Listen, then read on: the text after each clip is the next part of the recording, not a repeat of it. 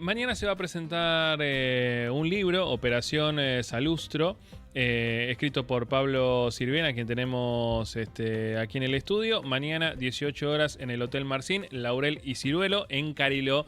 Ya conocemos el Hotel Marcín, lindo lugar para presentar, hermoso lugar para presentar libros, dar charlas. La verdad que tienen ahí un salón increíble. Pablo Sirven, entre otras cosas, periodista y secretario de redacción del diario La Nación. Pablo, bienvenido, gracias por venir. Gracias por invitarme, un gusto estar acá.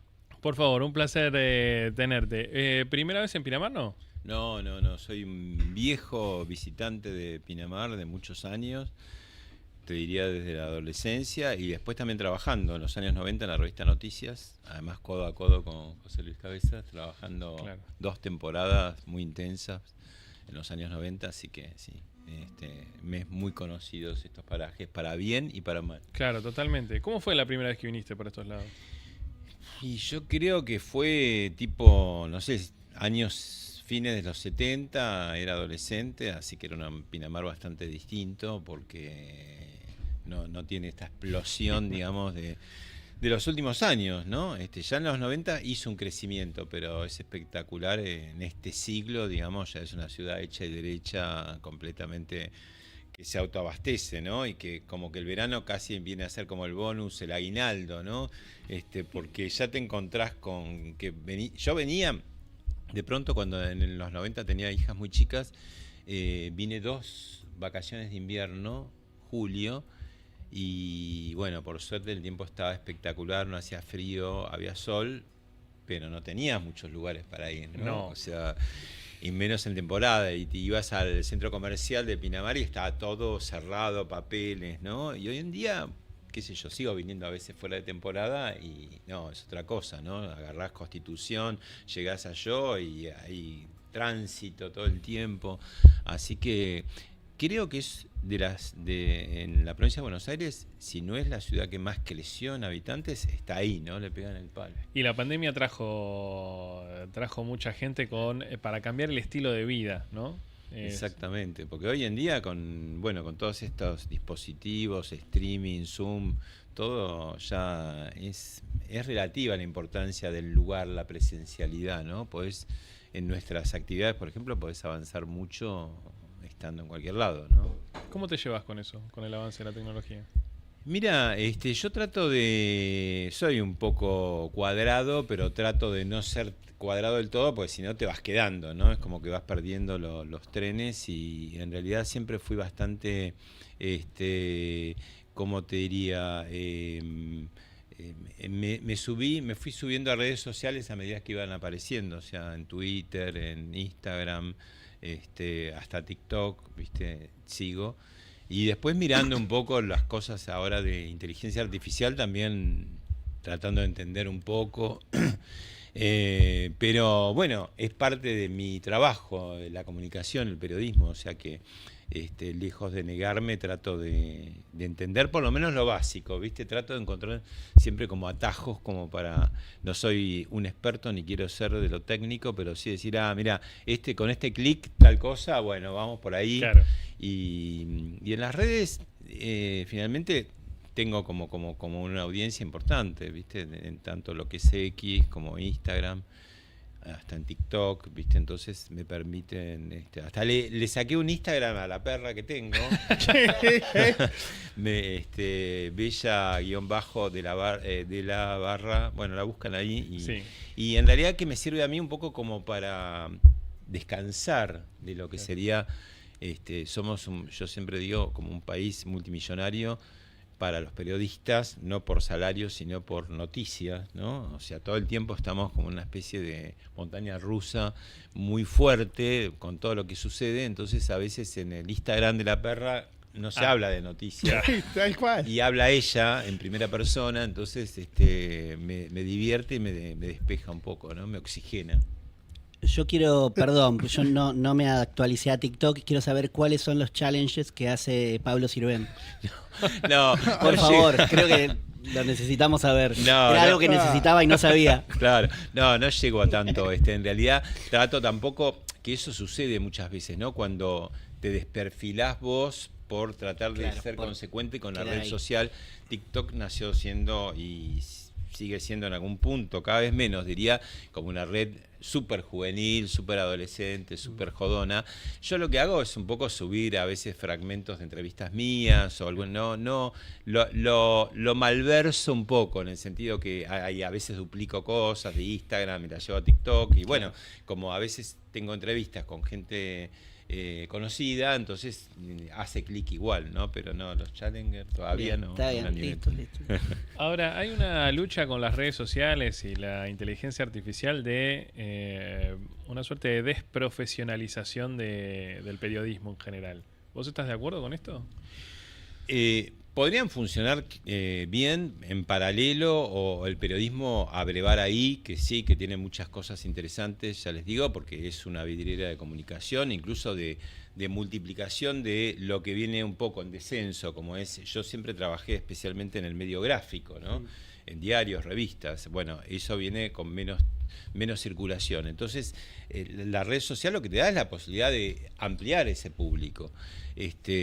No le veo la incompatibilidad, pero sí lo que sucede es que hoy en día lo que era mucho más mezquino hace décadas, que era acceder a un micrófono, acceder a la pantalla, hoy es completamente al revés. Hoy, bueno, podés tener el streaming y estar 24 horas en el aire, o con un celular podés hacer un vivo, y eso ha hecho que muchos periodistas tradicionales, bueno, se desperfilan, en el sentido que se suben al banquito, empiezan con el dedito y no se dan cuenta que a veces lo hacen desde un medio masivo, y entonces me parece que entre la política y las audiencias que también buscan noticias deseadas, ya no queremos escuchar todo o leer todo, sino aquello que dice alguien que me da confianza, o aquello que yo pienso, ¿no? Lo cual es malísimo, porque digamos, antes estábamos más acostumbrados y era más democrático como audiencia a decir,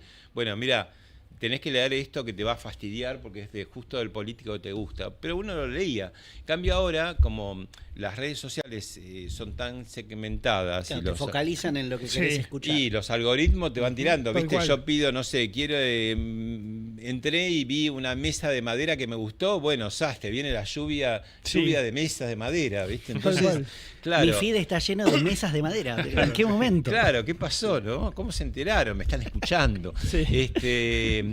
Y eso hace que, digamos, la información hoy en día también va en busca de clic, y eso te puede deformar, de hecho deforma, te degenera un poco esa cosa que era más. Y entras en esa lucha también porque, claro, cambió el paradigma de la comunicación. Antes era completamente verticalista con los medios masivos, es decir, había un emisor muy poderoso que hablaba muy fuerte y todos emisores en silencio escuchando. De vez en cuando colabas una carta de lectores en un diario o una llamada a una radio, punto, se terminó todo. En cambio, con las redes sociales lo que se horizontaliza la comunicación, o hay un espejismo de que se horizontaliza, porque los poderosos siguen siendo igualmente poderosos, pero la sensación del que entra a escribir algo en X o en Instagram es, estoy de igual a igual, Claro. estoy de igual a igual con Mick Jagger, ¿viste? Mick Jagger nunca se va a enterar que no escribiste nada, porque El le community llega- manager de Mick Jagger tampoco se va a enterar, muy Claro, probablemente. porque el tipo recibe millón, debe ser una chorrera de likes y de cosas y nada. Pero lo que tiene interesante que sí, antes que era tan restringido el acceso de talentos a la masividad de las vidrieras de los medios de comunicación, hoy en día un pibe talentoso por ahí en una de esas viraliza de la nada, ¿no? Y bueno, así han surgido, ya no estoy hablando solamente de influencers, sino de gente que empezó a cantar, agarró una guitarra y decís, bueno, tenés más posibilidades ahora de, si sos un talento, de trascender que antes. Antes tenías que llegar, había 4 puertitas, y de las 4 puertitas había antes 50 custodios, 16 secretarias, digo, era imposible, ¿no? En cambio ahora me parece que alguien que se abre una cuenta y tiene algo que decir o que contar o que mostrar y sabe ir navegando, se puede a veces abrir paso, ¿no? Si vale la pena. Ahora, hablamos mucho de la profesión de periodista. ¿Sos periodista vos? ¿Te autodefinís como periodista? Sí, totalmente, claramente periodista. Desde hace 50 años, parece que tuviera 200, pero bueno, empecé muy joven. Yo definí ser periodista a los 14 años, cuando estaba en el segundo año de Nacional Sarmiento. Justo el año 72 fue el año del secuestro y asesinato de Oberdan Salustro, que es el personaje justo de la novela que estoy presentando. Y yo pensaba, bueno, con los años, viste, por ahí te aburre, te cansa, es una profesión súper absorbente, sin horarios, sin fines de semana, sin feriados. Tampoco nos vamos a hacer las víctimas, nos tomamos obviamente francos alternativos y nos vamos de vacaciones, juntás días y por ahí te vas, pero digamos que estás como siempre pendiente. Yo decía, es muy raro, ahora ya no sucede porque los medios gráficos no son tan intensos como eran hace décadas. El día anterior a la edición, pues sí, cuando lo imprimen, ¿viste? Sí. Esa cosa de correr contra Contra el reloj. Pero a mí me pasaba, por ejemplo, vuelvo al Pinamar de los 90, cuando yo tenía chicas, íbamos a la playa, digo, yo no me puedo desenganchar del todo porque siempre estoy con las antenas escuchando, leyendo el diario, pero además vocean el nombre de mi oficina en la playa. O sea, dicen La Nación, Revista Noticias, y yo digo, yo trabajo ahí. Claro. O sea, es como si a la gente le arruinaran las vacaciones diciendo el nombre, ¿viste? de donde estás trabajando. Bueno, eso ya no sucede porque no se venden diarios, las revistas han desaparecido. Vieron que los kioscos se convirtieron en lugares raros donde venden autitos, cuchillos, Sí, café, cacerolas, sí. café. Sí. Ahora, ¿no? Claro. Yo me da pena porque las revistas me parece sigue siendo un medio lindo, pero bueno, si la China Suárez te mete en Instagram todas sus fotos con Icardi, ¿qué le queda a la revista? ¿Viste? Claro. Ya está. Cambia continuamente, ¿viste? El tema de los medios de comunicación. La tecnología siempre no son las ideas políticas, la tecnología es la que cambia la vida de las sociedades, ¿no? A partir de ahí cambia todo y va cambiando cada vez más rápido, porque digamos la tecnología nos sorprende día a día, ¿no? ¿Periodista se estudia o se hace? Yo creo que pueden convivir las dos cosas. De hecho, yo hice convivir las dos cosas en un tiempo donde no era tan bien visto ir a estudiar. Yo empecé en redacciones donde estaban los periodistas veteranos que te decían, pibe, te haces en la redacción, y te miraban con cara rara, incluso decía que se escapa de la redacción, cosa que yo hacía para irme a la escuela de periodismo. Me dicen, ¿para qué te vas a escapar si ya estás trabajando? Y a mí era como un oasis ir a la escuela de periodismo, porque bueno, la tensión de estar en un medio es distinto que estar estudiando con tus compañeros de tu edad y todo. Así que yo conviví con las dos cosas bien. En lo que se hace me parece sí que es importante tener ese cuero de decir, bueno, mira, es domingo, 6 de la mañana vas a tener que cubrir tal cosa y que a vos no te pase nada, como decir, bueno, está bien, no. Y a otra gente por ahí se hace una de aquí y se muere, ¿viste? Nada, se hace en ese sentido, que vos estás como muy abierto a cambiar de planes rápidamente y bueno, eso no es para todo el mundo, ¿no? ¿Se puede designar bueno o dividir bueno de mal periodista? Sí, como en todo, como en cualquier profesión, cualquiera. Y yo te diría que en periodismo más todavía porque está expuesto, ¿no? Lo ven muchos, entonces no es nada más que nosotros dos decimos, este es mejor que el otro. No, muchos, son cientos de miles que pueden decir, y claro, si cientos de miles dicen que es bueno, algo bueno tendrá. Y si dicen que es malo, algo malo debe tener, ¿no? Es muy subjetivo además que es bueno, que es malo, según de dónde estás viendo, según el día, según el humor, ¿no? Pero sí, se ven de pronto actitudes desaprensivas, ¿no? O no muy de código, y hay gente que ves que decís que hace las cosas mejor, ¿no? Sí, pero también sucede en cualquier profesión, ¿no? Total. ¿Vos tenés un checklist de qué es ser un buen periodista? Y sí, pues, a ver, buen periodista primero es trabajar, tener buena fe, tener la sorpresa como intacta, la curiosidad, el espíritu de curiosidad, el saber narrar o contar las cosas de manera amena, pero que no te pases de rosca, porque digamos, claro, también podemos ir, como escribimos tanto, yo digo, ¿cómo se hace para escribir? Y es como jugar al fútbol, ¿viste? Dale a la pelota, dale, y te va a salir. Pero te va a salir tanto que guarda después con hasta dónde la imaginación, ¿viste? En un país como este, o en cualquiera, en un mundo como este, muchas veces cuanto más vas a tratar temas más complejos, las fuentes se cierran más. Entonces, ahí también se ve un poco las buenas maneras o no del periodismo, porque cuando no tenés la principal fuente, tenés que ir a una fuente secundaria o a veces a la terciaria, a veces tenés que deducir, pero deducir ahí mucho más finita la línea de si lo estás haciendo bien o bueno, te fuiste con cualquiera, ¿no? Entonces, me parece que no es tan difícil esto de decir, bueno, mira, buena fe, laburo, curiosidad y buenas artes para presentar. Varias veces lo he charlado con Jorge Lanata, que decía, nosotros tenemos que informar, pero al mismo tiempo tenemos que entretener, que parece como, viste, nos rajamos las vestiduras, ¿cómo vas a entretener si estás informando? Pero yo creo que lo decía en el buen sentido de la palabra, como decir, bueno, tiene que ser ameno, tiene que atraer, tiene que ser interesante cómo lo decís, ¿no? Y cómo lo presentás, ¿no? Y en ese sentido, bueno, él fue un maestro en eso porque siempre era como muy atractivo. Él ya directamente rompió el techo, era un rockstar, ¿no? Entonces, bueno, ya era un personaje que eso también puede tener el periodismo excepcionalmente, te diría, porque si todos se vuelven rockstar, decís, bueno, pero la información no la veo tan clara, ¿viste? Claro. Porque el personaje es la noticia, ¿no? La noticia viene atrás, la noticia de verdad viene atrás, pero el gran personaje...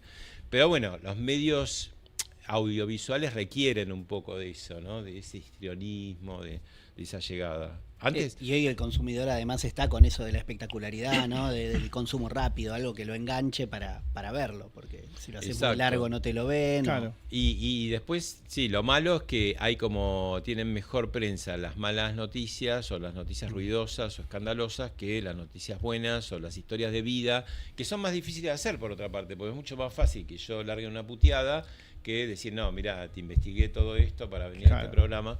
Entonces decís, lo que le gusta más a la gente es el escándalo no sé, que no es nuevo, porque antes, hace millones de años, cuando ustedes no habían nacido, era directamente la guerra de las vedettes en verano. Claro. Entonces digo, no cambia mucho esa cosa berreta, pero llama mucho la atención, ¿no?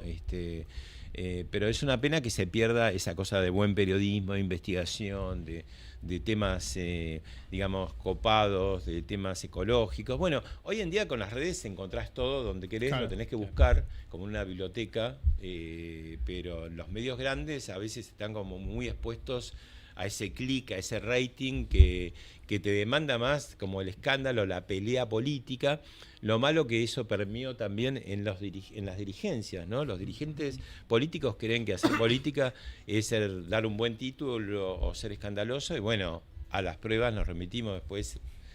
Claro. Las cosas nos salen bien porque estás muy pendiente de tu imagen, de tu community manager, del título, si saliste, si en el Congreso te están ahora grabando, entonces voy a hacer una puesta en escena muy agresiva, y la verdad que tu laburo es, digamos, hacerle la vida un poco mejor a la gente, ¿no? Y eso no siempre pasa por un micrófono o por una cámara de televisión. Claro. ¿Crees que se distorsiona un poco hoy en día en la televisión con el periodismo la parte de información con la de opinión personal? Está totalmente mezclada. Somos el país, yo diría, del mundo que tiene más señales de noticias. Eso es una anomalía, ¿no? Cuando decís, qué sé yo, Uruguay no tiene señales de noticias, o Chile creo que tiene una, y Brasil, que es mucho más grande que nosotros, no sé si tiene dos. Entonces nosotros tenemos más de 7, 8. Sí. Hay que llenar eso 24/7 y obviamente con conductores que son personajes en muchos casos.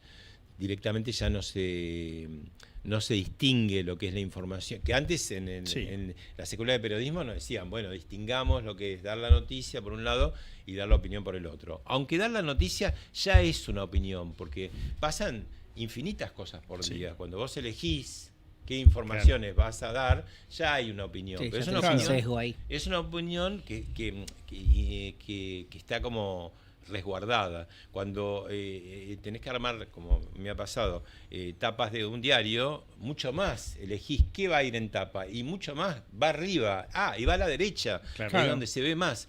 Y no estoy opinando, pero sí estoy opinando. Es una opinión como que está incluida, ¿no? Pero hoy en día en la televisión eso es mucho más, como diría, desembosado, porque ya el periodista empieza opinando. Y de hecho se partieron aguas, porque lo que era 678 en un momento, en el kirchnerismo, se atomizó y todo 678, ya sea a favor del oficialismo de turno o en contra del oficialismo de turno. En ese 678 gigante están canales o emisoras que van para un lado hacia el oficialismo y canales emisoras que van en contra, y a su vez los sitios con los trolls y los fans de cada uno, ¿no? Entonces es pesado el tema y se vuelve arduo poder distinguir la información de buena calidad, ¿no? Sí. Hablamos de todo, dijimos que las revistas habían dejado de existir. Lo que se siguen vendiendo son libros, ¿o no? Se venden libros, pero no se venden tantos como antes también, ¿no? Porque acá también se producen novedades, como que hace décadas la Argentina siempre fue a nivel hispanoparlante muy importante en cuanto a libros, con México, por ejemplo, con España también, y convivían grandes editoriales con pequeños sellos, ¿no? Y los pequeños sellos como artesanos que buscaban determinadas cositas y iban encontrando y tenían tiradas acotadas, pero iban cubriendo determinados intereses, primero dando lugar a autores y segundo a lectores que buscan cosas muy particulares. En las últimas décadas lo que ha pasado es que las grandes editoriales empezaron a absorber y a comprar esas pequeñas editoriales muy prestigiosas. Y es claro, al final lo que sucede es que dos grandes editoriales hegemonizan el mercado, y además, como son empresas multinacionales, traen libros de afuera. Entonces cada mes tenés 90 novedades. Entonces el autor nacional de pronto tiene que tener cuidado del tsunami, de que no le venga, qué sé yo, un Harry Potter que te va a tapar, ¿viste? Y claro, y las librerías al otro mes vienen otras 90 novedades. Entonces tu libro cada vez va quedando, ¿viste? Más atrás, y eso no es bueno, porque de alguna manera también, bueno, pasa en otros rubros industriales. En la medida que vos le vas dando afuera mucho más, te da lo mismo el talento local. Si no le das un lugar, bueno, va desapareciendo también, o no tiene el mismo ímpetu, ¿no? Pero bueno, también escribir libros está más allá del interés comercial que puede tener uno. Yo cuando era chico, antes de definir de ser periodista, escribía lo que yo decía, libros que eran cuadernos con historias. A veces yo tenía una historia que le había puesto Población Cuidado, que era una especie de caricatura de mi familia, ¿no? Como diciendo, bueno, es un poco, como diría, no normal, Sí. ¿no? En el sentido de lo que veía un chico, y además hacía como cómic, y todo eso me entretenía mucho, y era como un libro de consumo familiar, a veces con gracia, a veces no hacía tanta gracia lo que ponía en un libro. Y entonces yo empecé a escribir como libros mucho antes de ser profesional. Ahora este es el 10º libro que publico así masivamente, ¿no? Bueno, y mañana se va a presentar Operación Salustro. ¿De qué trata? Operación Salustro en realidad pasó un hecho muy conmocionante. En el año 72, que en esa época estaba la guerrilla. Estamos hablando de mucho antes del terrorismo de Estado. La guerrilla que secuestraba y mataba gente, pedía plata y pedía liberación de presos y qué sé yo. Hubo entre el 69 y el 79 como 20.000 episodios de bombas, atentados, y hubo como unos 1.100 asesinados. Bueno, en el año 72 secuestran al que era el director general de la empresa más importante en la Argentina en ese momento, que era la Fiat, ¿no? Que era un paraguayo italiano, Oberdan Salustro, Y esas 3 semanas, que su cautiverio duró 3 semanas, y como el secuestro estuvo tan mal hecho, no es que haya secuestros que estén mejor hechos que otros, pero este estuvo muy mal hecho, pésimamente hecho. Buenos periodistas, malos periodistas. Buenos secuestros, mal hechos los secuestros. Claro, lo iban llevando de lo que ellos llamaban cárcel del pueblo a otra, a sus guaridas, y es claro, iban dejando rastros, entonces la policía iba siguiendo esos rastros, ¿no? Hasta que para el pobre Salustro llegaron a donde estaba él, y cuando llegaron ahí, los tipos no podían escapar con él, y entonces lo liquidaron. Pero eso fue muy conmocionante, porque era todos los noticieros, los diarios, todas esas 3 semanas y ese final terrible de mucha conmoción. Yo nunca imaginé que iba a escribir un libro de Salustro, y como todo en la vida, muchas cosas se dan por casualidad. Me pasó que estaba cubriendo un acto y se me acerca, como le pasa, como yo estuve en tele y todo, se te acerca por ahí gente, un señor grande, me empieza a hablar de muchas cosas, y bueno, en un momento incluso yo me corro porque ya estaba como un poco como cansado, ¿viste? Sí, sí. Y después se vuelve a acercar y en un momento me empieza a hablar de Salustro, ¿no? Y yo me acordaba de mi adolescencia, de Salustro, y me dijo que él había sido asistente directo de él, y me empieza a contar que este hombre había peleado en la Segunda Guerra Mundial, en el frente griego, se había salvado, había sido partisano, que partisano es guerrillero, contra Mussolini. Y entonces ahí yo dije, claro, este tipo que para todos los argentinos tuvo nada más que 3 semanas de vida, porque fueron las 3 semanas que lo vimos todo el tiempo, etapa, claro. digo, tiene una vida anterior, ¿no? Y por lo que me está diciendo este tipo, es como interesante. A ver, lo de Salustro nunca tuvo un libro, cosa que me llamó la atención. Cuando yo decido hacer el libro, digo, no tiene un libro Salustro, pero están muchos libros de los 70. Vos te encontrás algún capitulito que habla del tema del secuestro y asesinato de Salustro, varios, qué sé yo, Seferino Reato, Marcelo Larraqui, no sé, Martín Caparrós, Anguita, bueno, muchas que han sido bibliografía ahora de este libro, hablan de ese tiempo del secuestro y de la muerte, cosa que yo obviamente también hablo, pero mira, yo empiezo el libro como una novela, asumo la primera persona de Salustro, y ya en la primera línea te digo algo, no te voy a spoilear nada, ¿no? Dice, me mataron de la manera más artera que se puedan imaginar, 2 puntos, un tiro en el pecho y otro en la nuca.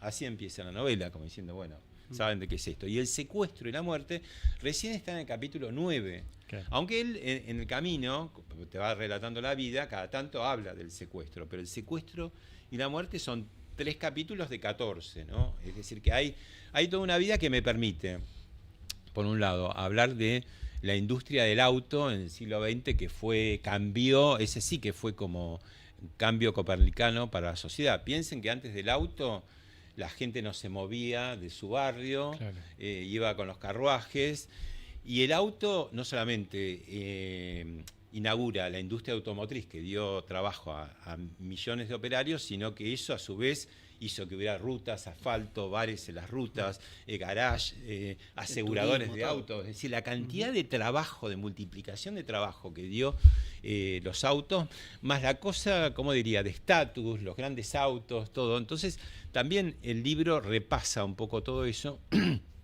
y al mismo tiempo, como hay una segunda historia, como un personaje satelital, que ese sí es un personaje de ficción, un guerrillero de ficción del ERP, que fue el Ejército Revolucionario del Pueblo, que secuestró y mató a Salustro, porque cuando yo asumo la primera persona de Salustro, digo, y ahí sí surge el periodista, digo, tengo que ser lo más leal posible a lo que este hombre podía pensar. Entonces me documenté mucho, hablé con gente que trabajó con él y todo, como decir, bueno, este hombre piensa de tal manera. Una vez que tuve eso, dije, pero la pucha, no puedo decir un montón de cosas que sé, como Salustro, pero que no las diría. Claro. Entonces digo, tengo que crear un personaje alternativo que sí, que diga todas esas cosas, y fue este guerrillero que creé de ficción, que me sirve también para pasar por distintas violencias de la Argentina, muchas violencias, y también un personaje que a mí me sorprendió, porque dije, con este me voy a poder desahogar, y como es de ficción,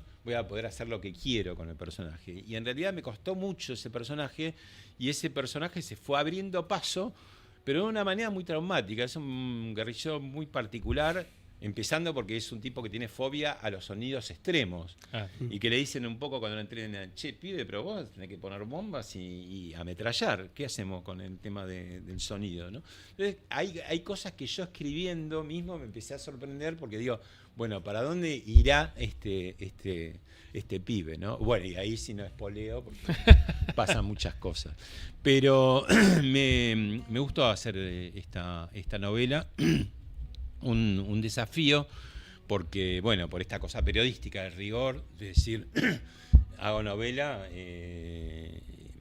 hasta dónde, pero creo que me mantuve, sigue siendo como una novela muy periodística, ¿no?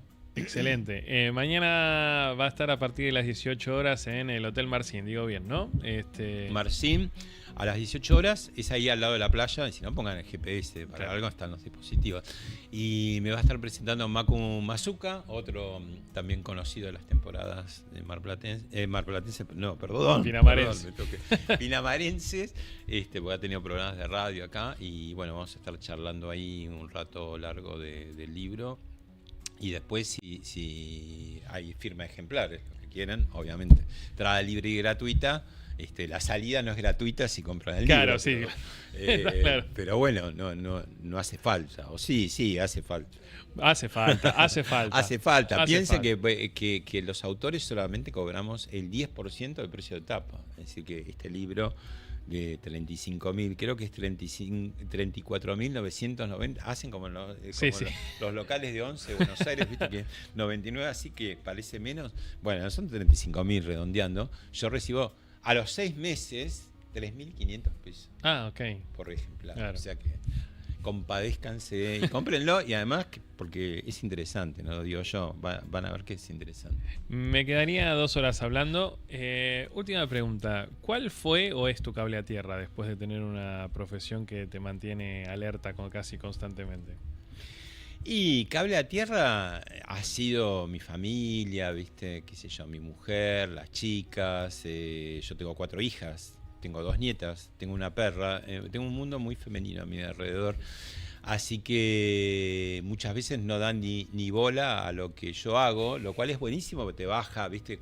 Justamente cuando vas teniendo más trascendencia es cuando te podés creértela y todo, y en realidad muchas veces ninguna leyó ninguno de mis libros, ni se interesan obviamente, pero no soy un papá como cualquier otro, entonces el hecho de ya no tener que hablar de eso, de hablar de otras cosas, y les cuento de tener una de ellas se fue a Portugal, que no sé si me está viendo, le pasé el streaming por si acaso, en Lisboa, le mando saludos, besos, rescató una perra en Uruguay y se fue a Portugal y me la dejó a mí.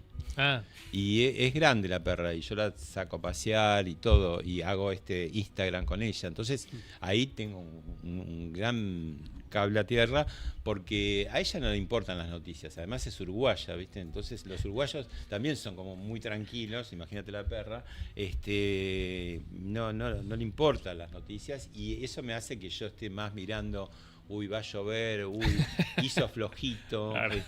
No hizo, a ver, tengo que llevar al veterinario, o sea, otras cuestiones que está bueno, ¿viste? Pero para salirte un poco de la nube en que nos metemos los periodistas, ¿no? ¿Cómo te seguimos? ¿Cómo te encontramos en redes?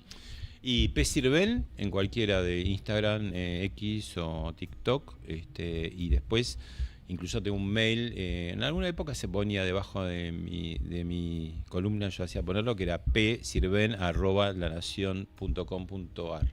Pero ¿quién usa mail? Ya no sé. Sí, ya es como que... Por ahí algún veterano que quiera saber dónde se puede comprar el libro, que está en todas las librerías del país, pero le puedo dar más datos. Acá estoy mirando desde Lisboa, llega el chat acá. Bueno, beso. Un beso grande, Mari. Un beso grande. Ya pronto nos vamos a ver. Ya pronto nos vemos. Pablo, un verdadero placer. Me encantaría poder invitarte de nuevo en algún momento que estés por acá, pero gracias por acercarte. Bueno, gracias a ustedes y bueno, mañana vayan, esté lindo, esté feo, llueva o haya sol, 6 de la tarde ya es un horario donde se puede ir además hay que nutrirse del sol, pero también hay siempre está bueno saber cosas de la historia y ver esta historia que no es solamente un secuestro o un asesinato, sino que es una vida, las luchas empresarias y bueno, la Argentina de siempre, ¿no? En distintos momentos tan complicada, tan compleja, ¿no? Pero tan querida para nosotros, ¿no? Totalmente. Vivíamos en otro lado. Mañana tenés agenda entonces, 6 de la tarde en el Hotel Marcín, Laurel y Ciruelo, ahí frente a la playa, lugar ideal para poder ver la presentación del libro Operación Salustro. Pablo Sirven, muchísimas gracias. Gracias a ustedes, bueno, saludos a la audiencia, un beso enorme a Mari que me está mirando en Lisboa. Grande, un saludo enorme.